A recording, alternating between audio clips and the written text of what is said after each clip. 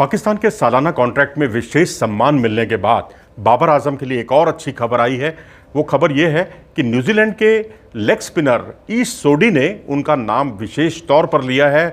उन्होंने जो अपने फैब 5 खिलाड़ियों की घोषणा की है, 5 जो सर्वश्रेष्ठ दुनिया के खिलाड़ी हैं, उसमें उन्होंने बाबर आजम को Virat Kohli, Kane Williamson, Steven Smith, इन जो रूट, इन सबसे ऊपर आका है। ये अपने आप में बहुत काबिल तारीफ बात है कि अब बाबर आजम हाशिए पर नहीं रहे, मुख्य धारा में आ गए हैं और उनको विशेष दर्जा दिया जा रहा है दुनिया भर में, और अलग अलग खिलाड़ी अपने तरीके से उन्हें सम्मानित कर रहे हैं। तो ईश सोडी ने जिस तरह से उनको सम्मानित किया है, वास्तव में वो डिज़र्व भी करते हैं। और थोड़ा सा उनका ये चौंकाता ज़रूर है कि वो सबसे ऊपर उनको रखना स्टीव स्मिथ और विराट कोहली से, ये अपने आप में चौंकाता है, क्योंकि उन्होंने बहुत कम मैच खेले हैं विराट कोहली और स्टीवन स्मिथ की तुलना में। लेकिन जिस तरह से उनका कंसिस्टेंट परफॉर्मेंस है, वो बहुत कुछ अलग ही कहानी बयान करता है। अगर आप टेस्ट क्रिकेट की बात करें तो टेस्ट क्रिकेट में जिस तरह से पिछले 5 मैचों में उन्होंने 4 सेंचुरी बनाई हैं, एक 97 रन बनाए हैं, 90 प्लस स्कोर का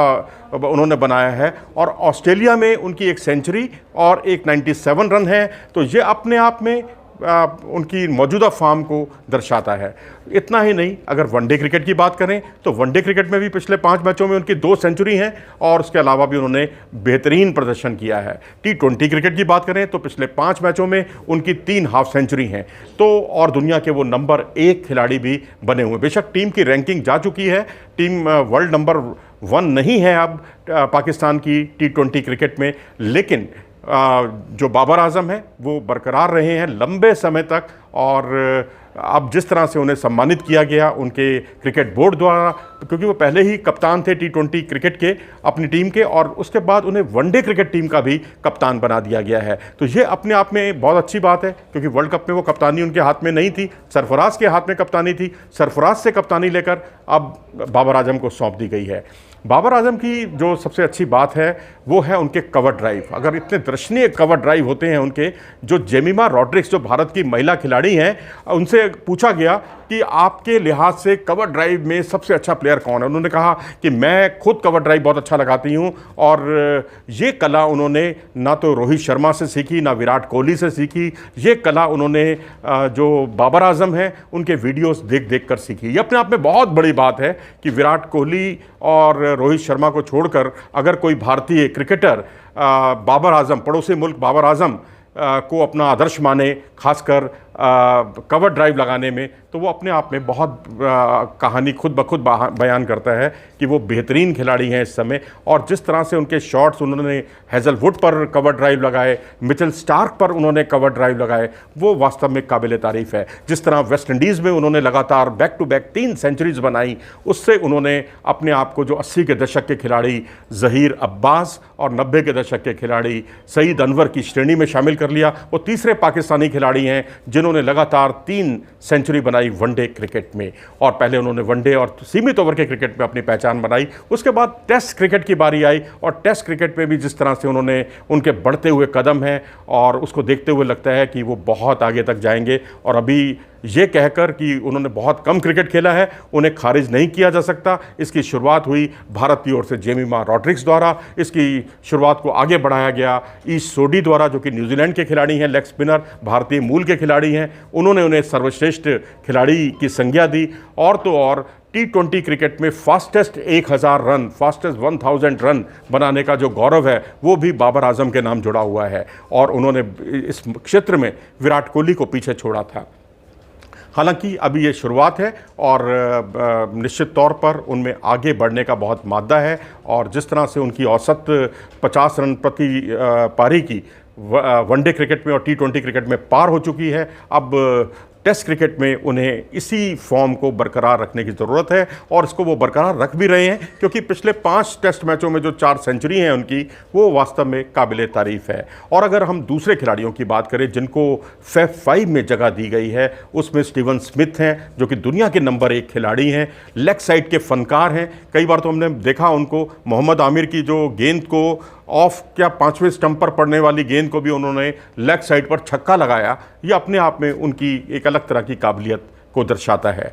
और तीसरे नंबर के खिलाड़ी हैं केन विलियमसन, जो स्टीयर बहुत अच्छा करते हैं गेंद को, कलाइयों के अच्छे फनकार हैं, हालांकि फ्लिक नहीं लगाते हैं लेकिन स्टीयर करते हैं गेंद को, और जब भी गेंद उनको तीसरे या चौथे स्टंप पर मिलती है तो वहाँ वो बहुत ही अपनी काबिलियत का परिचय देते हैं, और ज़्यादातर उनके शॉट थर्ड मैन की तरफ स्लिप दिशा में लगते हुए दिखाई देते हैं। उसके बाद विराट कोहली को आप सब लोग जानते हैं, एक बहुत ही most consistent player, Sachin Tendulkar के बाद एक क्रिकेट की दुनिया को बदलने वाले, पूरी दुनिया बदलने वाले खिलाड़ी हैं विराट कोहली, जो बहुत ही मिस्टर कंसिस्टेंट प्लेयर हैं भारतीय टीम के।